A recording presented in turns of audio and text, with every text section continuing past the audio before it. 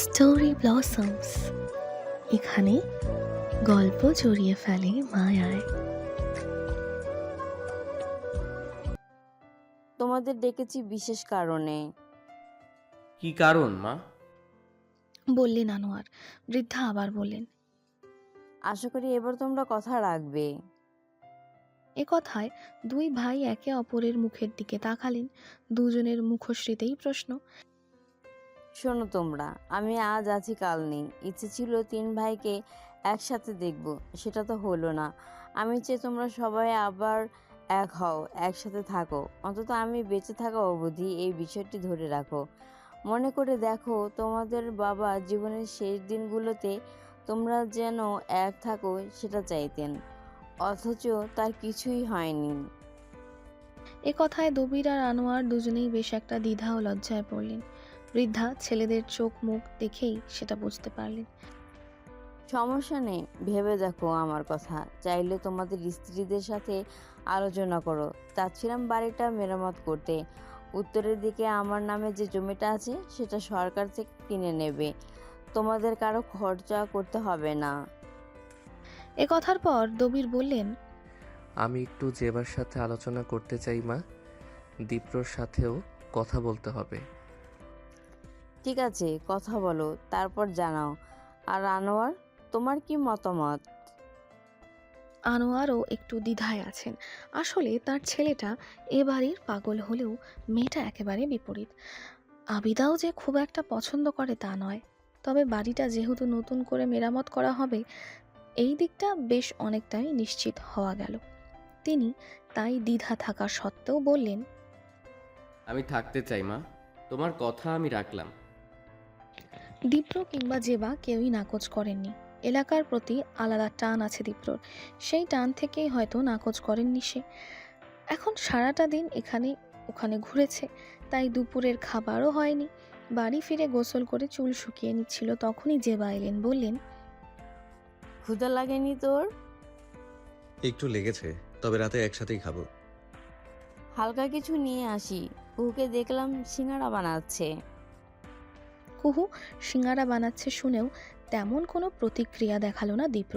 ওর ভেতরে একটা রাগ কাজ করছে। মেয়েটি ওর স্নেহকে দয়ার সাথে তুলনা করেছে, যা ভীষণ অপমানের। জেবার হাতে সিঙ্গারা তুলে দিতেই দবিরের ডাক পড়ল কুহুর। কুহুর হলো বিপদ। তাকে বলা হলো দীপ্রকে যেন সিঙ্গারা দিয়ে আসে। এমন একটা সময়, আশেপাশে না আছে কণা আর না আছে রাত্রিপু, এমনকি আয়ানাপুও নেই। অবশ্য আয়ানা থাকলে ও যে বিশেষ লাভ হতো তা বলা মুশকিল। মেয়েটা তো কোনো কাজই করে না, সারাক্ষণ অর্ডার করতে থাকে। কুহুর আসলেই কিছু করার নেই। ও চারটে সিঙ্গারা তুলে নিয়ে ছোট বাটিতে কাসুন্দি নিয়ে এলো দীপ্রর কক্ষে। দীপ্র তখন গায়ে টি শার্ট জড়িয়ে নিচ্ছিল। কুহু ঠক ঠক করলো। কে? আমি। কুহুর কণ্ঠে দীপ্রর মুখখানা আধারে ডুবলো। ও টি শার্টখানা ভালো মতো জড়িয়ে নিয়ে বলল, কি দরকার? সিঙ্গারা দিতে এসেছি। মা কোথায়? বড় চাচ্চু ডেকেছে। আর কেউ নেই? আমিই দিতে এসেছি। অন্য কাউকে আসতে বলো। শেষ কথায় কুহুর মুখশ্রী আধারে ডুবলো। ও বলল, আমি দিলে কি সমস্যা? যার তার হাত থেকে নেই না। অথচ সবগুলো সিঙ্গারা কিন্তু আমিই বানিয়েছি। দীপ্র এবার দরজার কাছে চলে এলো, খুলে ফেললো এক টানে। আচমকা হওয়াতেই কুহু বেশ ভয় পেল। ও পিছিয়ে গেল এক পা। দে। বলে সিঙ্গারার প্লেট তুলে নিল দীপ্র। পুরো বিষয়টা এত দ্রুত ঘটল যে কুহু থমকে গেল, চেয়ে রইল বিস্ময়ের সাথে।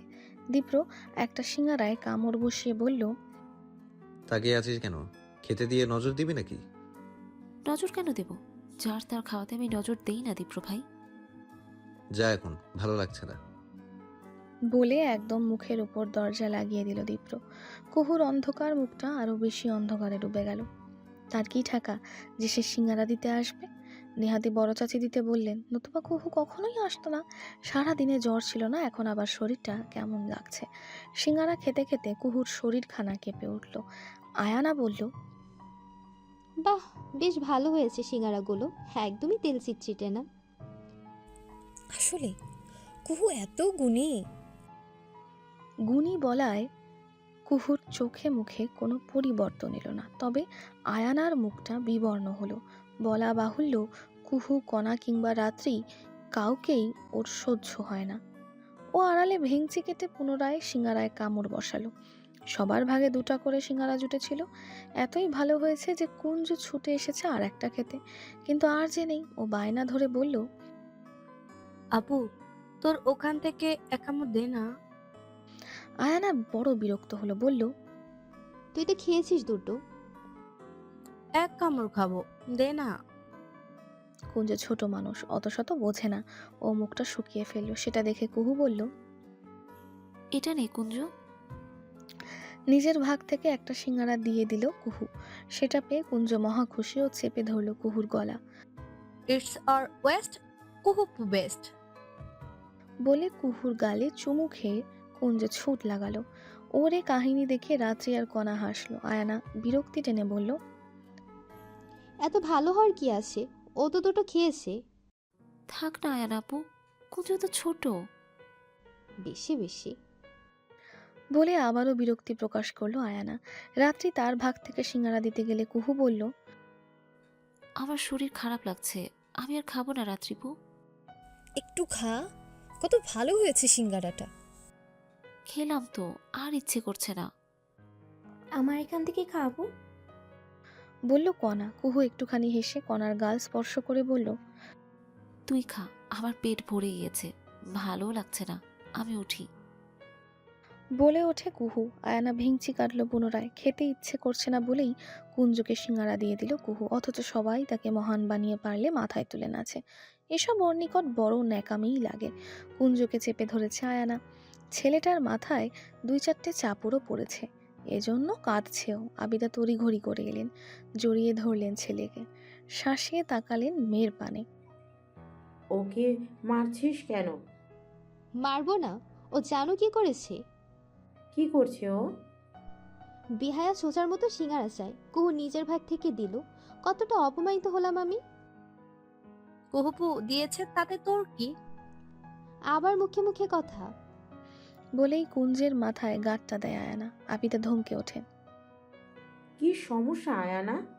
আবার মারছিস আমি সামনে থাকা সত্ত্বেও? ওর মুখটা সামলাও মা, না হলে সমস্যা। ফাজিল কোথাকার। বলে রেগে মেগে চলে যায় আয়ানা। কুঞ্জ কাঁদতে থাকে। তার বুঝে আসে না আয়ানাপু কেন এভাবে রাগ দেখালো। কুহু তো নিজে থেকেই দিয়েছে, সে তো চায়নি। যতটা রাগ ক্ষোভ নিয়ে আয়ানা রুম থেকে বের হয়েছিল, ঠিক ততটাই শীতল হলো দীপ্রকে দেখে।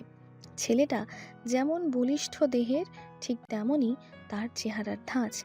আয়ানার যেন গলা শুকিয়ে এলো। ও এক দৃষ্টিতে তাকিয়ে রইল। দীপ্র বলল, কি হয়েছে? কথা বলতেই যেন ভুলে গেল আয়ানা, শুধু চেয়ে রইল মুগ্ধতা নিয়ে। দীপ্র এবার ওর মুখের সামনে তুড়ি বাজানোর মতন শব্দ করলো। এতে করে ধ্যান ফিরে পেল ও। কিছুটা আমতা আমতা করে বলল, না কিছু না। এভাবে দাঁড়িয়ে আছিস কেন তাহলে? ও তাই তো। বলে একটু সরে দাঁড়ালো আয়ানা। দীপ্র সামনের দিকে আগালো। হঠাৎ আয়ানা বলল, দাদা ভাই। থামলো দীপ্র, ঘুরে চাইল। আয়ানা হাসি হাসি মুখে এগিয়ে এলো, একদম দীপ্রর বরাবর হলো। একটা আবদার করব। হুম? ঘুরতে নিয়ে যাবা কোথাও? এখানে এসে কোথাও যাওয়া হয়নি, প্লিজ নিয়ে যাও, প্লিজ প্লিজ প্লিজ। ও একদম বাচ্চাদের মতন করে করতে লাগলো। কুহু আর কণা বের হয়েছিল, এসেই এই দৃশ্যের দেখা মিলল। আয়ানা হুট করেই দীপ্রর বাহুখানা স্পর্শ করলো। দীপ্র বলল, আচ্ছা, নিয়ে যাব। হ্যাঁ বোধক জবাব পেয়ে আয়ানা খুশি হলো দেখার মতন। ও অতি উত্তেজনায় দীপ্রর বাহুতে মাথা ঠেকালো, গদগদ হয়ে বলল, থ্যাংক ইউ সো মাচ, কালই কিন্তু নিয়ে যাবে। আচ্ছা ঠিক আছে, যাব নিয়ে। বলে বাহু ছাড়িয়ে নিল দীপ্র। আয়ানা এক প্রকার লাফিয়েই উঠল। কণা ভ্রু কুঞ্চিত করেছিল কুহু নির্বাক। সহসাই কণা বলে উঠল, আমার কেন যেন মনে হচ্ছে সামথিং ইজ রং। রং হোক আর যাই হোক, তাতে আমাদের কি? আমাদের কি মানে? দীপ্র ভাইয়া তো আমার দুলাভাই হওয়ার কথা ছিল। এসব কথা বলবি না করা। কুহু একটু রেগেই গেল। কণা মিয়েও গেল। মিনমিনে সুরে কুহু বলল, তাকে বিয়ে করার জন্য আমিও মরে যাচ্ছিলাম না। শুধু আমাকে এভাবে অপমান না করলেও পারত, ফালতু লোক। কুহুর জ্বরটা আবারও ধরা দিল। সেই রাত্রিতে ওর ঘুমই হলো না। ও জ্বরের শরীরেই বিছানা ছাড়লো। ঘরে থাকতে ইচ্ছে করছে না। ওর মায়ের কাছে কণা আছে। ও একটু উকি ঝুঁকি দিয়ে ওর মায়ের রুম থেকেও চলে এলো। তারপর এলো রাত্রির ঘরে। রাত্রি জেগে আছে, সম্ভবত কারোর সাথে কথা বলছে। কুহুর আগমনে খানিকটা মিয়ে গেল, তবে সামলে নিল মুহূর্তেই। সরি রাত্রিপু, তোমাকে বিরক্ত করলাম। আরে কিসের বিরক্তি? কোথায় যাস? বস এখানে। রাত্রি উঠে এসে কুহুকে টেনে বসালো বিছানায়। ওর একটু অস্বস্তিই হচ্ছে। ভুল সময় এসেছি। কিসের ভুল? তুমি কথা বলছিলে। আরে তেমন সিরিয়াস কেউ না। এখন বল, তোর কি খবর? কথা শেষ করে কুহুর হাতখানা স্পর্শ করলো রাত্রি। মুহূর্তেই তাপমাত্রা বুঝে গেল। তোর তো খুব জ্বর রে। খারাপ লাগছে খুব, তাই এলাম। দাঁড়া, আমি পানি নিয়ে আসি। পানি পট্টি দিলে ভালো লাগবে। কুহু চুপ করে রইল। রাত্রি গিয়ে কাপড় আর পানি নিয়ে এলো। শুয়ে পড় কুহু। কথা মতন কুহু শুয়ে পড়ল। তারপর একটা নিঃশ্বাস ফেলে বলল, তোমাকে কষ্ট দিচ্ছি রাত্রিপু। আরে ধুর, কি যে বলিস তুই। রাত্রি সময় নিয়ে ওর কপালে পানি পট্টি দিল। কিছু সময় পর কুহু ঘুরে রাত্রির কোমর জড়িয়ে ধরল। এটা ওর অভ্যাস। ও সব সময় এমনই করে। পাগল মেয়ে। হেসে কথাখানা বলল রাত্রি।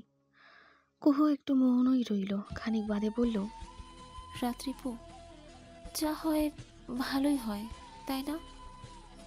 হয়তো রে, আসলে ভালোই হয় যা হয়। তোর আবারও মন খারাপ? তেমন না, তাহলে? মন থেকে মানতে পারছি না। কুহু, তুই কি দীপ্র ভাইকে আগে থেকে পছন্দ করতি? এমন কিছু কি? যদি তেমনই হয় তবে বিয়েতে তুইও তো খুশি ছিলি না রে। ঠিক তা না রাত্রিপু। শোন বোন, এটা নিয়ে যত ভাববি তত জটিল হবে সব। কিন্তু আমি যে চেয়েও ভুলতে পারছি না। উনি আসলে আমাকে অপমান করলেন, কিন্তু কেন রাত্রিপু? বলেই উঠে বসল কুহু। রাত্রি ওর জ্বরের মুখটা আদুরে হাতে ছুঁয়ে দিল। আমাদের কুহুরানির জন্য একজন রাজপুত্র আসবে। হাতির পিঠে করে আসবে সে। মন খারাপ করে না কুহু সোনা? তাহলে আমি বিয়েই করব না। কেন কেন? আমার যে শখ, রাজপুত্র ঘোড়ায় চড়ে আসবে, টকবক করে ঘোড়া ছুটিয়ে আসবে আমার কাছে। এ কথায় রাত্রি হাসে। ওদের এই একই কথোপকথন নতুন নয়, একদম ছোট থেকে এই কথোপকথন হয়ে এসেছে। রাত্রি যখনই হাতির পিঠে চড়ে রাজপুত্রর আসার কথা বলে, কুহু তখন বলে ঘোড়ায় চড়ে আসার কথা। কে জানে কুহুর জন্য সত্যি কোনো রাজপুত্র আসবে কিনা। কুহু ঘুমিয়ে পড়েছিল রাত্রির ঘরেই। রাত্রিও আর ডাকেনি, তবে সকাল হতে না হতেই কুঞ্জ এসে দরজায় নক করে গেল। দীপ্র ভাই নাকি ডেকেছে। রাত্রি উঠতে গিয়ে কুহুর মুখখানা দেখল। মেয়েটা বড় আদুরে। ছোট মামার মুখের আদলটা বড় স্পষ্ট। ও হালকা হাতে বোনের মাথায় হাত বুলিয়ে এলো দীপ্রর ঘরে। দীপ্র তখন ল্যাপটপে কিছু একটা করছিল। রাত্রিকে দেখেই বলল, এসেছিস? হ্যাঁ, কুঞ্জ এসে বললো তুমি ডেকেছো। একটা বিষয় বলতে ডাকলাম। কি বিষয়ে? গতকাল আয়না বায়না ধরেছে ঘুরতে যাবে, তো ভাবলাম সবাইকে নিয়ে ঘোরাঘুরি করাটা খারাপ হবে না। কিন্তু কথা হলো কুহু। দীপ্র শেষ করার আগেই রাত্রি বলে উঠল, কুহু কি করলো দীপ্র ভাই? কি করেনি সে? আমি নাকি দয়া দেখাচ্ছি? মেজাজটা এত গরম করে দিল। যাই হোক, আমি ওকে যেতে বলবো না। তাহলে কুহু যাবে না? যাবে। কিভাবে? ওকে তুই যেতে বলবি। আমি? হ্যাঁ। যদি না যাই? কেন যাবে না? ওকে যেতেই হবে। বলে মুখটা শক্ত করলো দীপ্র। রাত্রি মিনমিনে সুরে বলল, ওর যে শরীরটা ভালো নেই। ভালো হবে কেমন করে? আমি যে ওষুধ দিয়েছি তা খাইনি। বেয়াদব একটা।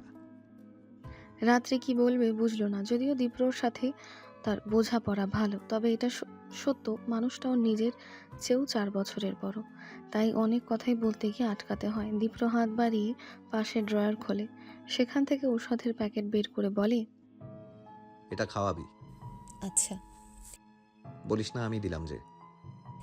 ও নিয়ে চিন্তা করো না, আমি ম্যানেজ করে নেব। সেই সাথে ঘুরতে যাওয়ার বিষয়টাও ম্যানেজ করে নিস। আচ্ছা, দেখছি কি করতে পারি।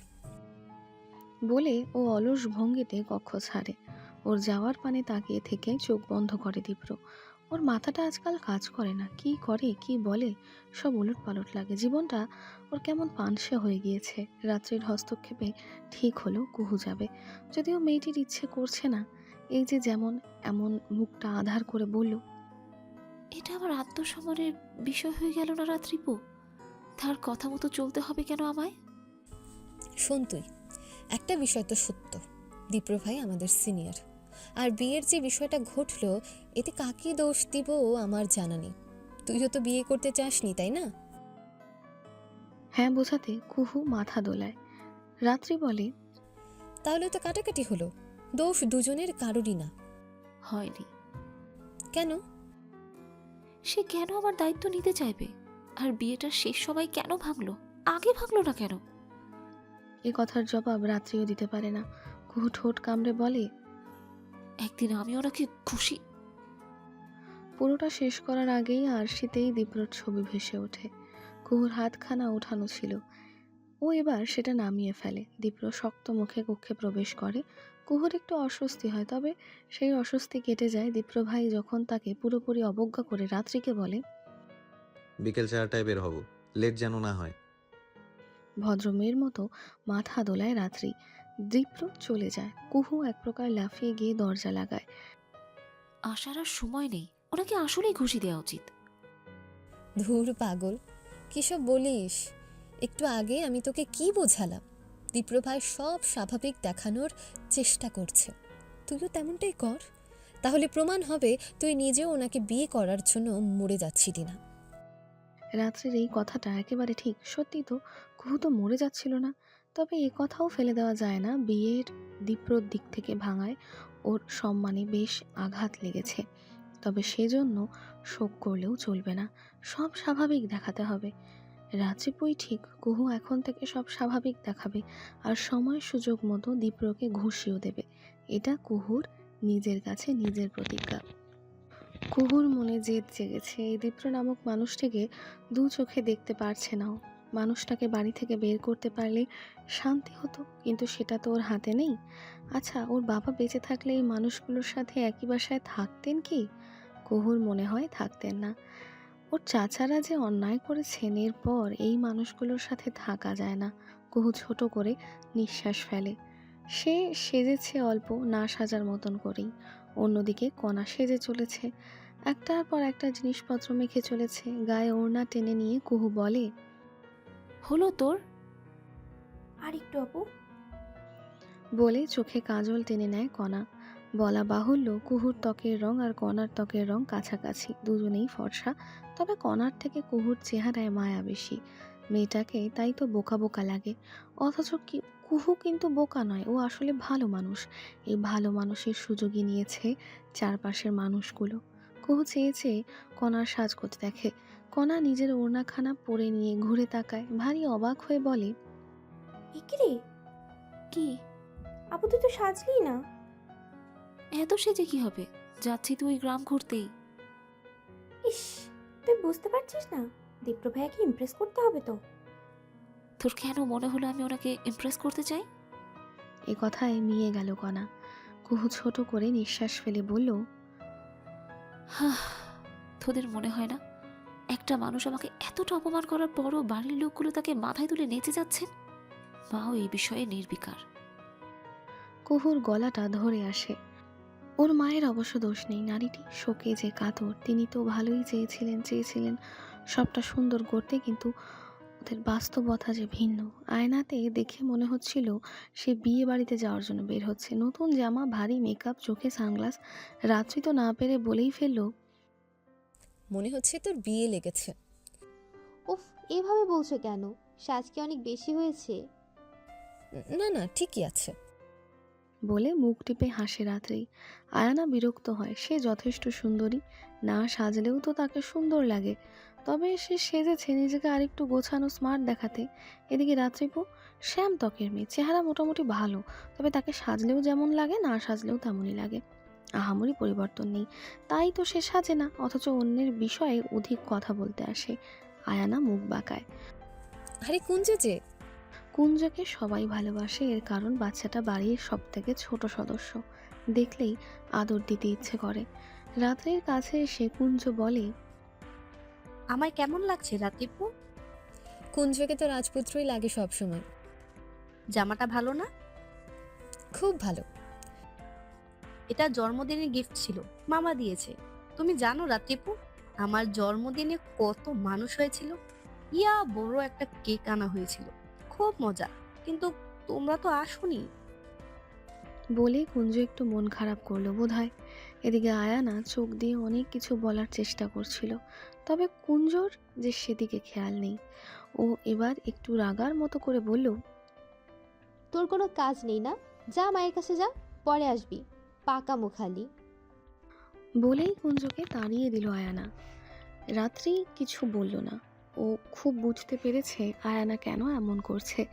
আসলে বিশাল আয়োজন করে কুহুর জন্মদিন পালন করা হলেও এ বাড়ির কাউকেই যে দাওয়াত করা হয়নি, এমনকি রাত্রিদেরও না। অথচ মেজ মামা প্রায় দিনই কল করে ওদের মাকে বলতেন, আপা, আমি তো চাই সব ঠিক হোক, সবাই মিলেমিশে থাকি। তোমরা ছাড়া আমাদের কেউ আছে নাকি? অথচ এই কথাটা কেবল কথার কথা ছিল। এই বাড়ির মানুষগুলো ছাড়া মেজ মামার সবাই ছিল। কুঞ্জ বসেছে দীপ্রর পাশে, এটা নিয়ে আয়ানা বেশ একটা রাগারাগি করলেও দীপ্র ভাই এসে যাওয়াতে সেই আগুনে ভাটা পড়ে যায়। পেছনের সিটে বসতে হয়েছে কুহু, কণা, রাত্রি ও আয়ানার। চারজনই শুকনো হওয়াতে 3 সিটে বেশ ভালোভাবেই বসতে পেরেছে তারা। দীপ্রর এই গাড়িখানা নিজের টাকায় কেনা, বেশ দামিও। আয়ানা নিজের উচ্ছ্বাস ধরে রাখতে ব্যর্থই হলো, বলল, গাড়িটা একদম সেরা, তোমার পছন্দ সব সময় ভালো দাদা ভাই। সামনে থেকে দীপ্র বলল, আসলেই পছন্দ ভালো। অবশ্যই, এই কালারটাও একদম পারফেক্ট। দীপ্র সামান্য হাসলো। পেছন থেকে কণা এবার বলল, বোর হয়ে যাচ্ছে, গান কোথায়? কি গান শুনবি? এই পথ যদি না শেষ হয়। না না, এসব বাংলা গান নয়, তুমি বরং ওয়েক মি আপ দাও। বাধা দিয়ে বলল আয়ানা। কণার মুখটা শুকনো হলো, ও আবার বলল, ওসব ইংরেজি গান ভালো লাগে না। না ভালো লাগার কি আছে, তুই কি ইংরেজি বুঝিস না? আয়ানা সস্তা রসিকতা করে হেসে উঠল। কুহুর খুব লাগলো কথাটা। বোনের হয়ে ও বলল, ইংরেজি কেন বুঝবে না আয়নাপু? আর না বুঝলেও তাতে দোষের কি? এই রে, তুই কি মাইন্ড করলি নাকি কুহু? আমি কিন্তু এমনি এমনি বলেছি। কুহু আর কিছু বলল না। ওর মেজাজ আসলে এখন ঠিক নেই। নিজের জন্য না হলেও বোনের জন্য সে রুখে দাঁড়াতে পারে, তবে দীপ্র নামক মানুষটা থাকায় আর কিছু বলতেও ভালো লাগছে না।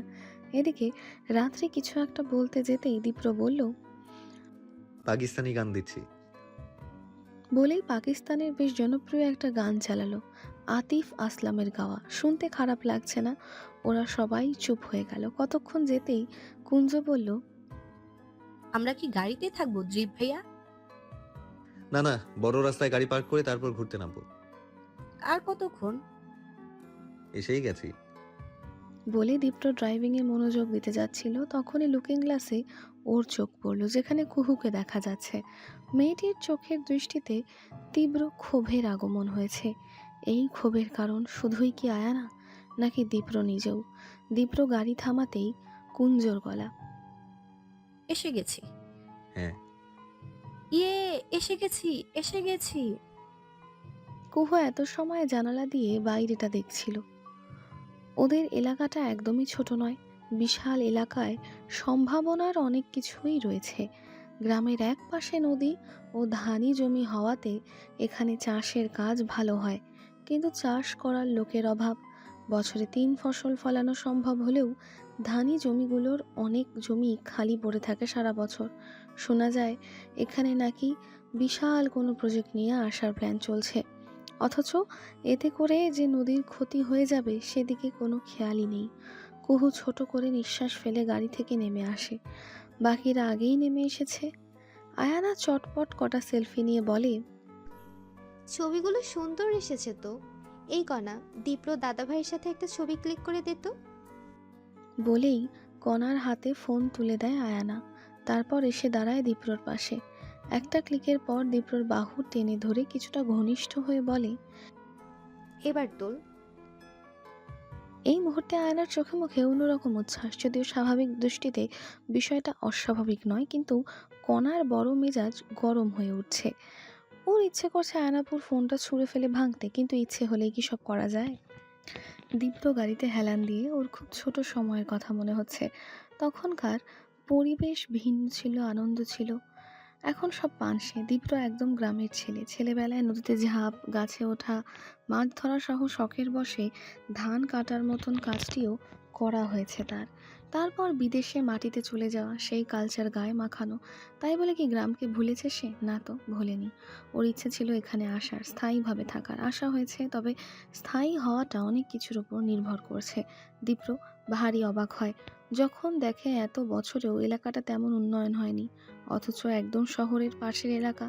এর পেছনে যে রাজনৈতিক শক্তি কাজ করছে তা আর আলাদা করে বলতে হয় না। দীপ্র ছোট করে নিঃশ্বাস ফেলে। অদূরে দাঁড়িয়ে সবাই ছবি তোলা হচ্ছে। দীপ্র যায়নি, এখানেই দাঁড়িয়ে আছে। এদিকে সময় পেরিয়ে যাচ্ছে। ও এবার ডাকার প্রয়োজন বোধ করলো। হলো তোদের?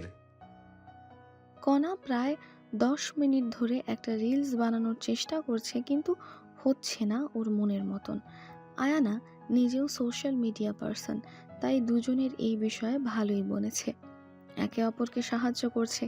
রাত্রি আর কুঞ্জ একসাথে। কুঞ্জর হাজারটা প্রশ্ন। বাচ্চাটা যে গ্রামীণ পরিবেশের সাথে একদমই পরিচিত নয়, তাই তার সব প্রশ্নের জবাব দিতে হচ্ছে মেয়েটিকে। এদিকে কুহু একদম একা দাঁড়িয়ে, হালকা বাতাসে ওর ওড়নার এক পাশ উড়ে যাচ্ছে। মনোযোগ সামনের ক্ষেতগুলোর দিকে।